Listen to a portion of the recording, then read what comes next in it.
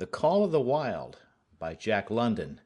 Chapter 1 Into the Primitive. Old longing's nomadic leap, chafing at custom's chain, again from its brumal sleep wakens the ferine strain. Buck did not read the newspapers, or he would have known that trouble was brewing, not alone for himself, but for every tidewater dog strong of muscle and with warm, long hair, from Puget Sound to San Diego. Because men, groping in the Arctic darkness, had found a yellow metal, and because steamship and transportation companies were booming the find, thousands of men were rushing into the Northland. These men wanted dogs, and the dogs they wanted were heavy dogs, with strong muscles by which to toil, and furry coats to protect them from the frost. Buck lived at a big house in the sun-kissed Santa Clara Valley. Judge Miller's place, it was called. It stood back from the road, half hidden among the trees, through which glimpses could be caught of the wide, cool veranda that ran around its four sides. The house was approached by gravelled driveways which wound about through wide, spreading lawns and under the interlacing boughs of tall poplars. At the rear things were on even a more spacious scale than at the front. There were great stables, where a dozen grooms and boys held forth, rows of vine-clad servants' cottages, an endless and orderly array of outhouses, long grape arbors, green pastures, orchards, and berry patches. Then there was the pumping plant for the artesian well, and the big cement tank where Judge Miller's boys took their morning plunge and kept cool in the hot afternoon. And over this great domain Buck ruled. Here he was born, and here he had lived the 4 years of his life. It was true there were other dogs. There could not but be other dogs on so vast a place, but they did not count. They came and went, resided in the populous kennels, or lived obscurely in the recesses of the house after the fashion of Toots, the Japanese pug, or Isabel, the Mexican hairless. Strange creatures that rarely put nose out of doors or set foot to ground. On the other hand, there were the fox terriers, a score of them at least, who yelped fearful promises at Toots and Isabel looking out of the windows at them, and protected by a legion of housemaids armed with brooms and mops. But Buck was neither house dog nor kennel dog. The whole realm was his. He plunged into the swimming tank or went hunting with the judge's sons. He escorted Molly and Alice, the judge's daughters, on long twilight or early morning rambles. On wintry nights he lay at the judge's feet before the roaring library fire. He carried the judge's grandsons on his back, or rolled them in the grass, and guarded their footsteps through wild adventures down to the fountain in the stable yard, and even beyond, where the paddocks were, and the berry patches. Among the terriers he stalked imperiously, and Toots and Isabel he utterly ignored, for he was king. King over all creeping, crawling, flying things of Judge Miller's place, humans included. His father, Elmo, a huge St. Bernard, had been the judge's inseparable companion, and Buck bid fair to follow in the way of his father. He was not so large. He weighed only 140 pounds, for his mother, Shep, had been a Scotch shepherd dog. Nevertheless, 140 pounds, to which was added the dignity that comes of good living and universal respect, enabled him to carry himself in right royal fashion. During the 4 years since his puppyhood he had lived the life of a sated aristocrat. He had a fine pride in himself, was even a trifle egotistical, as country gentlemen sometimes become because of their insular situation. But he had saved himself by not becoming a mere pampered house dog. Hunting and kindred outdoor delights had kept down the fat and hardened his muscles, and to him, as to the cold tubbing races, the love of water had been a tonic and a health preserver.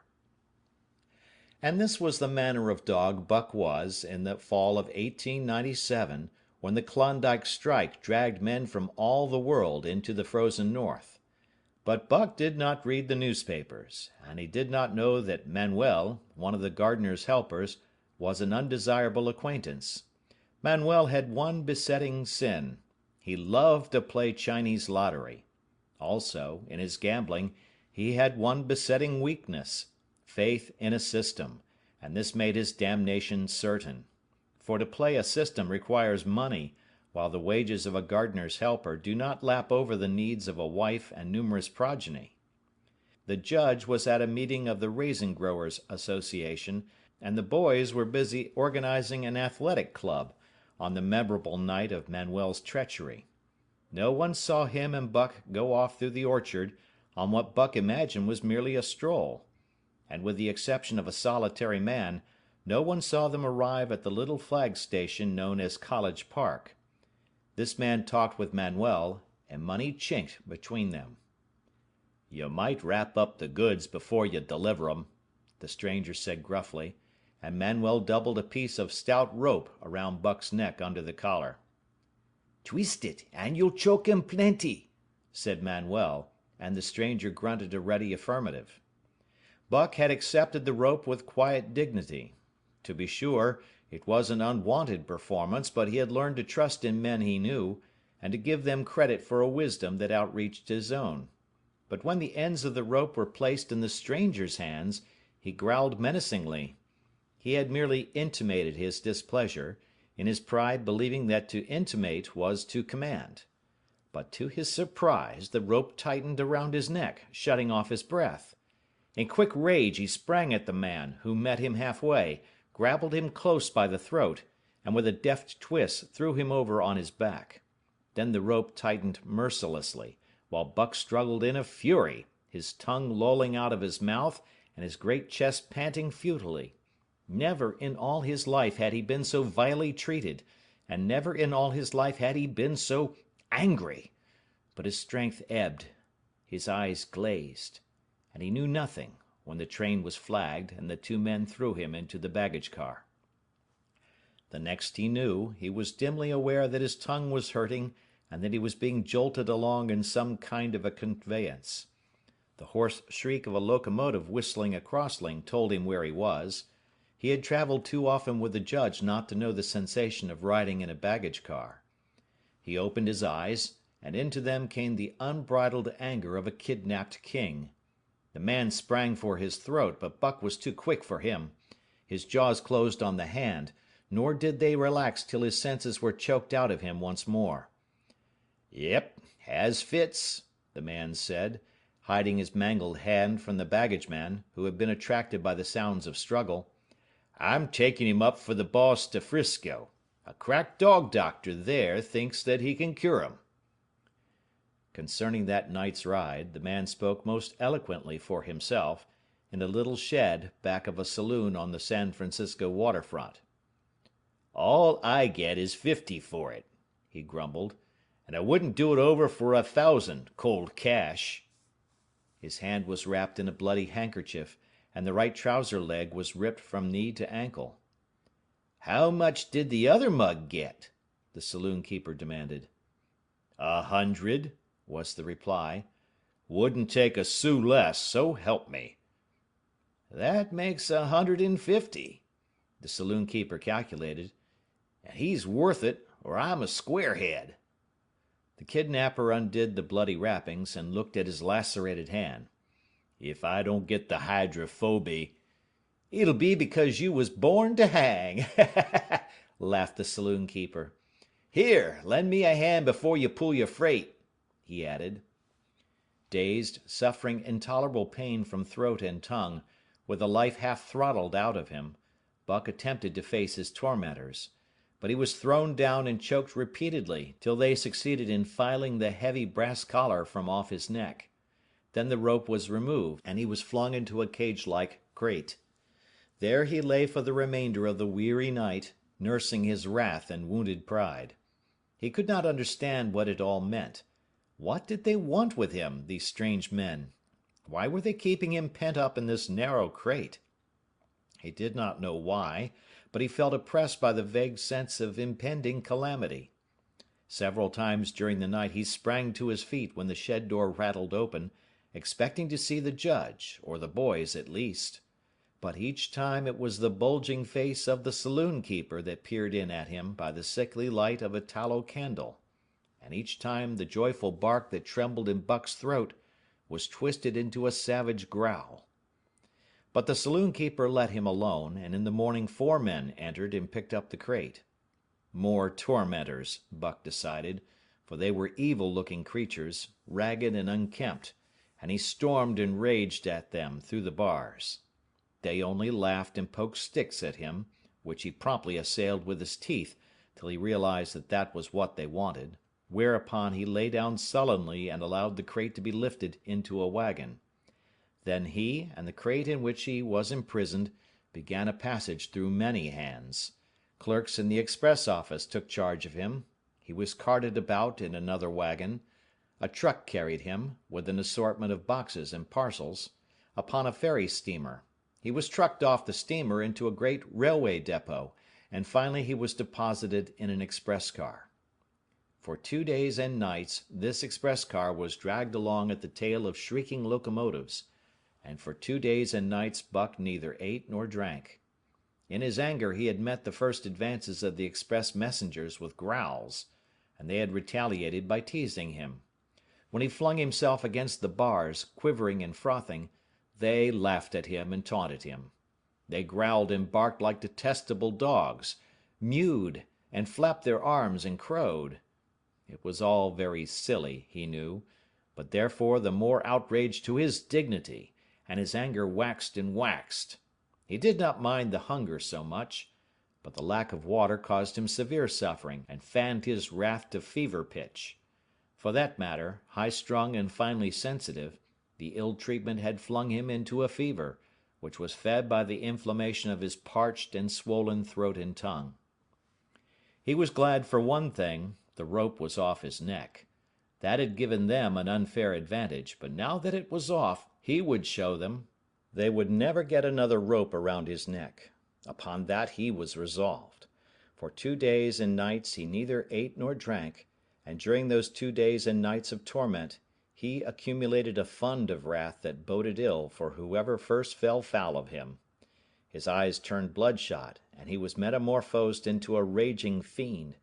So changed was he that the judge himself would not have recognized him, and the express messengers breathed with relief when they bundled him off the train at Seattle.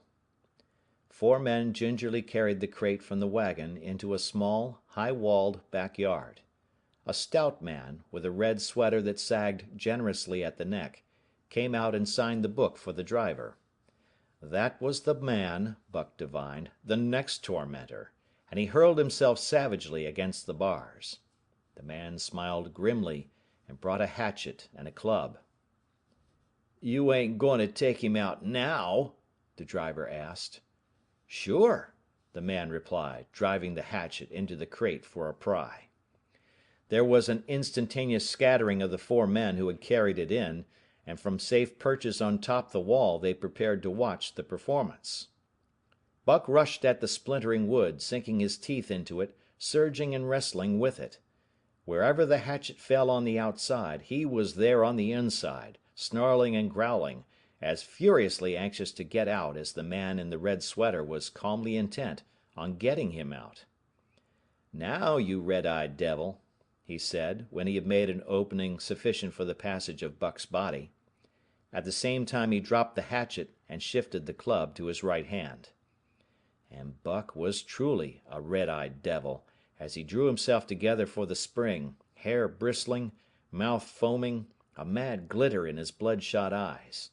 Straight at the man he launched his 140 pounds of fury, surcharged with the pent passion of 2 days and nights.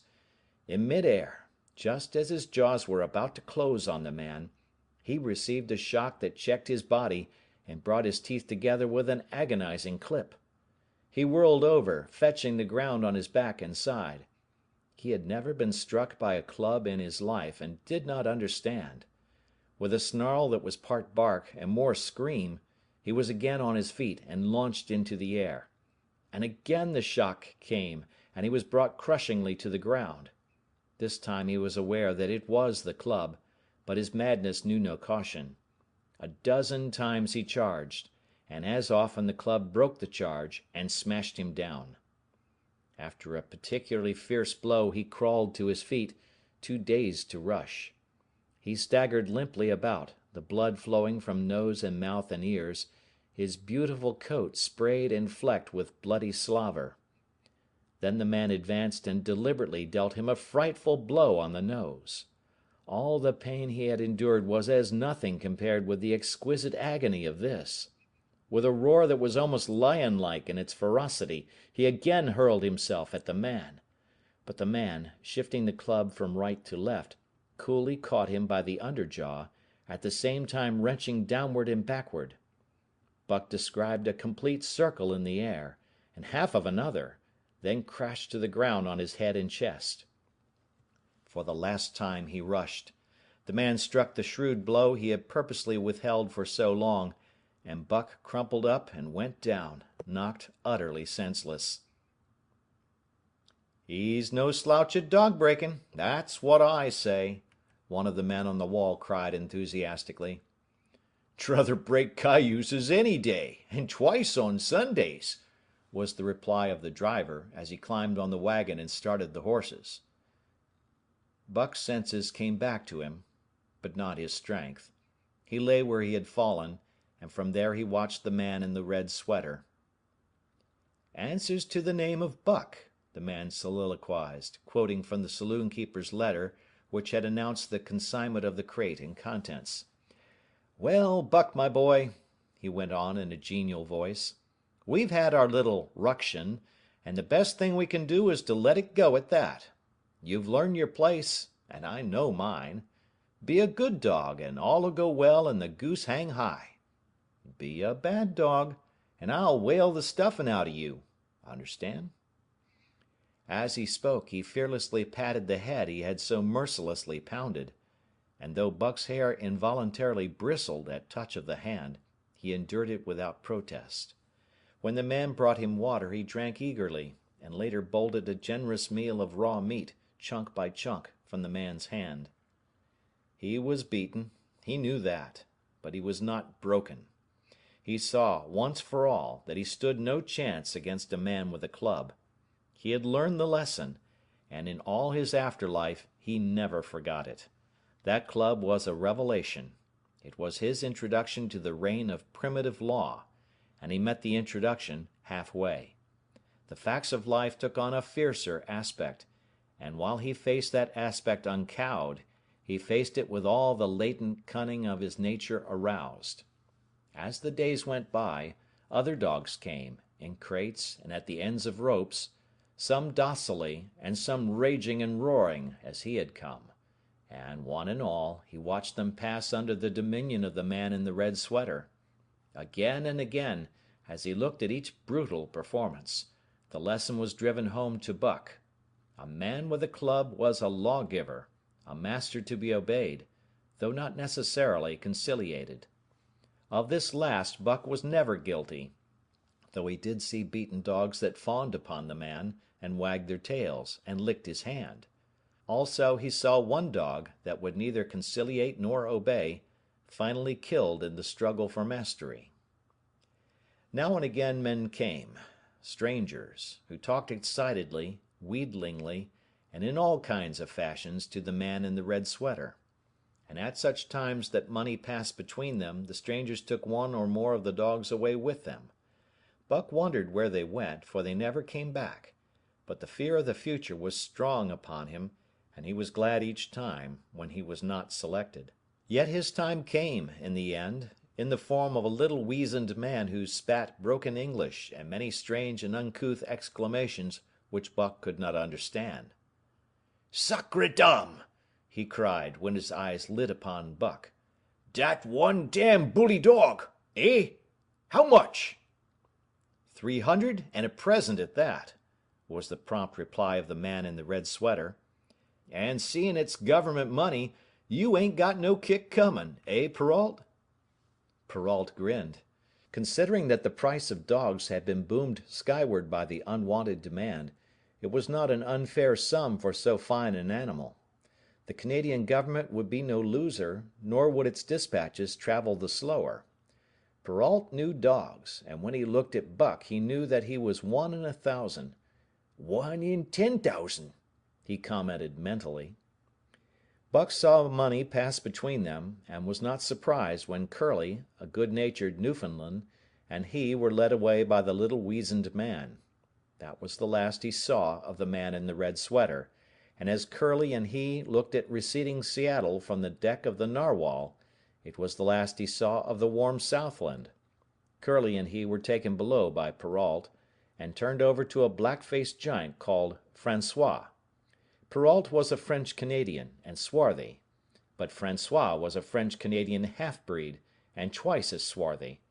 They were a new kind of men to Buck, of which he was destined to see many more, and while he developed no affection for them, he none the less grew honestly to respect them. He speedily learned that Perrault and Francois were fair men, calm and impartial in administering justice, and too wise in the ways of dogs to be fooled by dogs. In the 'tween decks of the Narwhal, Buck and Curly joined two other dogs. One of them was a big, snow-white fellow from Spitzbergen, who had been brought away by a whaling captain, and who had later accompanied a geological survey into the Barrens. He was friendly, in a treacherous sort of way, smiling into one's face the while he meditated some underhand trick, as, for instance, when he stole from Buck's food at the first meal. As Buck sprang to punish him, the lash of Francois's whip sang through the air, reaching the culprit first, and nothing remained to Buck but to recover the bone. That was fair of Francois, he decided, and the half-breed began his rise in Buck's estimation. The other dog made no advances, nor received any. Also, he did not attempt to steal from the newcomers. He was a gloomy, morose fellow, and he showed Curly plainly that all he desired was to be left alone, and further, that there would be trouble if he were not left alone. Dave, he was called, and he ate and slept, or yawned between times, and took interest in nothing, not even when the Narwhal crossed Queen Charlotte Sound, and rolled and pitched and bucked like a thing possessed. When Buck and Curly grew excited, half wild with fear, he raised his head as though annoyed, favored them with an incurious glance, yawned, and went to sleep again. Day and night the ship throbbed to the tireless pulse of the propeller, and though one day was very like another, it was apparent to Buck that the weather was steadily growing colder. At last, one morning, the propeller was quiet, and the Narwhal was pervaded with an atmosphere of excitement. He felt it, as did the other dogs, and knew that a change was at hand. Francois leashed them and brought them on deck. At the first step upon the cold surface, Buck's feet sank into a white mushy something very like mud. He sprang back with a snort. More of this white stuff was falling through the air. He shook himself, but more of it fell upon him. He sniffed it curiously, then licked some up on his tongue. It bit like fire, and the next instant was gone. This puzzled him. He tried it again, with the same result. The onlookers laughed uproariously, and he felt ashamed, he knew not why, for it was his first snow. Chapter 2. The Law of Club and Fang. Buck's first day on the Dyea beach was like a nightmare. Every hour was filled with shock and surprise. He had been suddenly jerked from the heart of civilization and flung into the heart of things primordial. No lazy, sun-kissed life was this, with nothing to do but loaf and be bored. Here was neither peace, nor rest, nor a moment's safety. All was confusion and action, and every moment life and limb were in peril. There was imperative need to be constantly alert, for these dogs and men were not town dogs and men. They were savages, all of them, who knew no law but the law of club and fang. He had never seen dogs fight as these wolfish creatures fought, and his first experience taught him an unforgettable lesson. It is true it was a vicarious experience, else he would not have lived to profit by it. Curly was the victim. They were camped near the log store, where she, in her friendly way, made advances to a husky dog the size of a full-grown wolf, though not half so large as she. There was no warning, only a leap in like a flash, a metallic clip of teeth, a leap out equally swift, and Curly's face was ripped open from eye to jaw. It was the wolf manner of fighting, to strike and leap away, but there was more to it than this. 30 or 40 huskies ran to the spot and surrounded the combatants in an intent and silent circle. Buck did not comprehend that silent intentness, nor the eager way with which they were licking their chops. Curly rushed her antagonist, who struck again and leaped aside. He met her next rush with his chest, in a peculiar fashion that tumbled her off her feet. She never regained them. This was what the onlooking huskies had waited for. They closed in upon her, snarling and yelping, and she was buried, screaming with agony, beneath the bristling mass of bodies. So sudden was it, and so unexpected, that Buck was taken aback. He saw Spitz run out his scarlet tongue in a way he had of laughing, and he saw Francois, swinging an axe, spring into the mess of dogs. 3 men with clubs were helping him to scatter them. It did not take long. 2 minutes from the time Curly went down, the last of her assailants were clubbed off. But she lay there limp and lifeless in the bloody, trampled snow, almost literally torn to pieces, the swart half-breed standing over her, and cursing horribly. The scene often came back to Buck to trouble him in his sleep. So that was the way. No fair play. Once down, that was the end of you. Well, he would see to it that he never went down. Spitz ran out his tongue and laughed again, and from that moment Buck hated him with a bitter and deathless hatred. Before he had recovered from the shock caused by the tragic passing of Curly, he received another shock. Francois fastened upon him an arrangement of straps and buckles. It was a harness such as he had seen the grooms put on the horses at home, and as he had seen horses work, so he was set to work, hauling Francois on a sled to the forest that fringed the valley, and returning with a load of firewood. Though his dignity was sorely hurt by thus being made a draft animal, he was too wise to rebel. He buckled down with a will and did his best, though it was all new and strange. Francois was stern, demanding instant obedience, and by virtue of his whip receiving instant obedience, while Dave, who was an experienced wheeler, nipped Buck's hindquarters whenever he was in error. Spitz was the leader, likewise experienced, and while he could not always get at Buck, he growled sharp reproof now and again, or cunningly threw his weight in the traces to jerk Buck into the way he should go. Buck learned easily, and under the combined tuition of his 2 mates and Francois, made remarkable progress. Ere he returned to camp, he knew enough to stop at "Ho!" to go ahead at "Mush!" to swing wide on the bends, and to keep clear of the wheeler when the loaded sled shot downhill at their heels. "3 ver' good dogs," Francois told Perrault. "Dat Buck, heem pull like hell. I teach him quick as anything."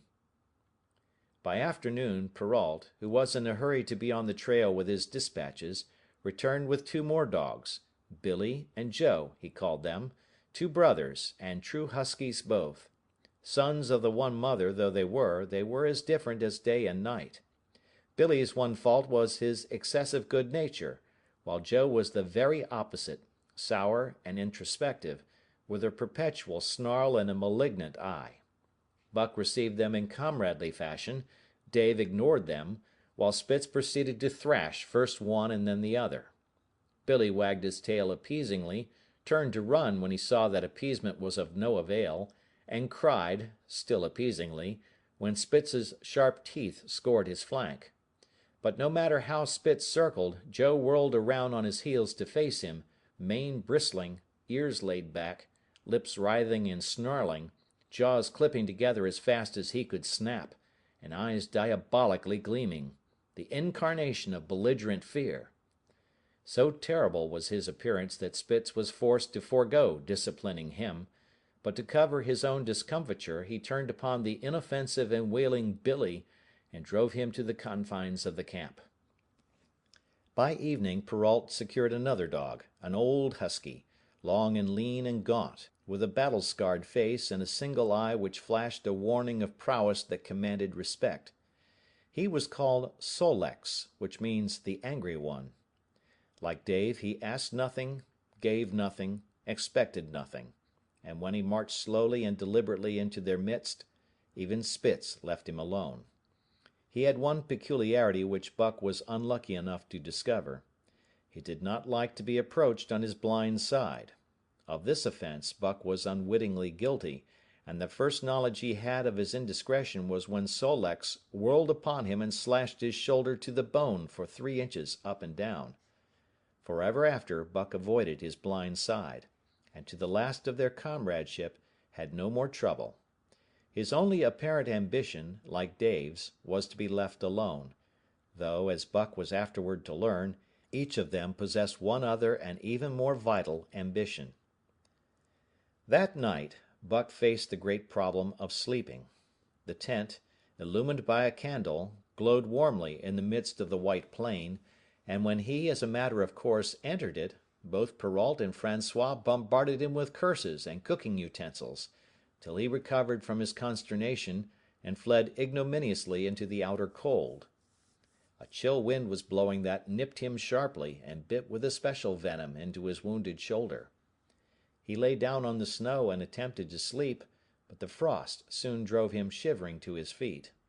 Miserable and disconsolate, he wandered about among the many tents, only to find that one place was as cold as another. Here and there savage dogs rushed upon him, but he bristled his neck hair and snarled, for he was learning fast, and they let him go his way unmolested. Finally an idea came to him. He would return and see how his own teammates were making out. To his astonishment they had disappeared. Again he wandered about through the great camp, looking for them, and again he returned. Were they in the tent? No, that could not be, else he would not have been driven out. Then where could they possibly be? With drooping tail and shivering body, very forlorn indeed, he aimlessly circled the tent. Suddenly, the snow gave way beneath his forelegs, and he sank down. Something wriggled under his feet. He sprang back, bristling and snarling, fearful of the unseen and unknown. But a friendly little yelp reassured him, and he went back to investigate. A whiff of warm air ascended to his nostrils, and there, curled up under the snow in a snug ball, lay Billy. He whined placatingly, squirmed and wriggled to show his good will and intentions, and even ventured, as a bribe for peace, to lick Buck's face with his warm wet tongue. Another lesson. So that was the way they did it, eh? Buck confidently selected a spot, and with much fuss and waste effort proceeded to dig a hole for himself. In a trice the heat from his body filled the confined space, and he was asleep. The day had been long and arduous, and he slept soundly and comfortably, though he growled and barked and wrestled with bad dreams. Nor did he open his eyes till aroused by the noises of the waking camp. At first he did not know where he was.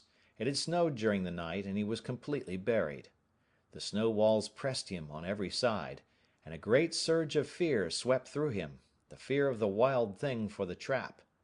It was a token that he was harking back through his own life to the lives of his forebears, for he was a civilized dog, an unduly civilized dog, and of his own experience knew no trap, and so could not himself fear it. The muscles of his whole body contracted spasmodically and instinctively, the hair on his neck and shoulders stood on end, and with a ferocious snarl he bounded straight up into the blinding day, the snow flying about him in a flashing cloud. Ere he landed on his feet, he saw the white camp spread out before him, and knew where he was, and remembered all that had passed from the time he went for a stroll with Manuel to the hole he had dug for himself the night before. A shout from Francois hailed his appearance. "What I say!" the dog driver cried to Perrault. "Dat Buck for sure learn quick as anything." Perrault nodded gravely. As courier for the Canadian government, bearing important dispatches, he was anxious to secure the best dogs, and he was particularly gladdened by the possession of Buck. 3 more huskies were added to the team inside an hour, making a total of 9, and before another quarter of an hour had passed, they were in harness and swinging up the trail toward the Daya Canyon. Buck was glad to be gone, and though the work was hard, he found he did not particularly despise it. He was surprised at the eagerness which animated the whole team, and which was communicated to him. But still more surprising was the change wrought in Dave and Sol-leks. They were new dogs, utterly transformed by the harness. All passiveness and unconcern had dropped from them. They were alert and active, anxious that the work should go well, and fiercely irritable with whatever, by delay or confusion, retarded that work.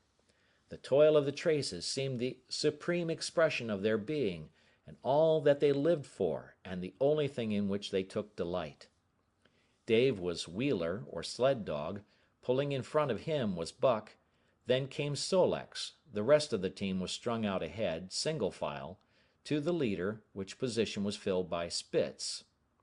Buck had been purposely placed between Dave and Sol-leks so that he might receive instruction. Apt scholar that he was, they were equally apt teachers, never allowing him to linger long in error, and enforcing their teaching with their sharp teeth. Dave was fair and very wise. He never nipped Buck without cause, and he never failed to nip him when he stood in need of it. As Francois's whip backed him up, Buck found it to be cheaper to mend his ways than to retaliate. Once, during a brief halt, when he got tangled in the traces and delayed the start, both Dave and Sol-leks flew at him and administered a sound trouncing. The resulting tangle was even worse, but Buck took good care to keep the traces clear thereafter, and ere the day was done, so well had he mastered his work, his mates about ceased nagging him. Francois's whip snapped less frequently, and Perrault even honored Buck by lifting up his feet and carefully examining them. It was a hard day's run, up the canyon, through Sheep Camp, past the scales and the timber line, across glaciers and snowdrifts hundreds of feet deep, and over the great Chilkoot Divide, which stands between the salt water and the fresh, and guards forbiddingly the sad and lonely north. They made good time down the chain of lakes which fills the craters of extinct volcanoes, and late that night pulled into the huge camp at the head of Lake Bennett, where thousands of gold seekers were building boats against the break-up of the ice in the spring. Buck made his hole in the snow and slept the sleep of the exhausted just, but all too early was routed out in the cold darkness and harnessed with his mates to the sled. That day they made 40 miles, the trail being packed, but the next day, and for many days to follow, they broke their own trail, worked harder, and made poorer time. As a rule, Perrault traveled ahead of the team, packing the snow with webbed shoes to make it easier for them. Francois, guiding the sled at the gee-pole, sometimes exchanged places with him, but not often. Perrault was in a hurry, and he prided himself on his knowledge of ice, which knowledge was indispensable, for the fall ice was very thin, and where there was swift water, there was no ice at all. Day after day, for days unending, Buck toiled in the traces. Always, they broke camp in the dark, and the first gray of dawn found them hitting the trail with fresh miles reeled off behind them. And always they pitched camp after dark, eating their bit of fish, and crawling to sleep into the snow. Buck was ravenous. The pound and a half of sun-dried salmon, which was his ration for each day, seemed to go nowhere. He never had enough, and suffered from perpetual hunger pangs. Yet the other dogs, because they weighed less and were born to the life, received a pound only of the fish, and managed to keep in good condition. He swiftly lost the fastidiousness which had characterized his old life. A dainty eater, he found that his mates, finishing first, robbed him of his unfinished ration. There was no defending it. While he was fighting off 2 or 3, it was disappearing down the throats of the others. To remedy this, he ate as fast as they, and, so greatly did hunger compel him, he was not above taking what did not belong to him. He watched and learned. When he saw Pike, one of the new dogs, a clever malingerer and thief, slyly steal a slice of bacon when Perrault's back was turned, he duplicated the performance the following day, getting away with the whole chunk. A great uproar was raised, but he was unsuspected, while Dub, an awkward blunderer who was always getting caught, was punished for Buck's misdeed. This first theft marked Buck as fit to survive in the hostile Northland environment. It marked his adaptability, his capacity to adjust himself to changing conditions, the lack of which would have meant swift and terrible death. It marked further the decay or going to pieces of his moral nature, a vain thing and a handicap in their ruthless struggle for existence. It was all well enough in the Southland, under the law of love and fellowship, to respect private property and personal feelings. But in the Northland, under the law of club and fang, whoso took such things into account was a fool, and in so far as he observed them, he would fail to prosper.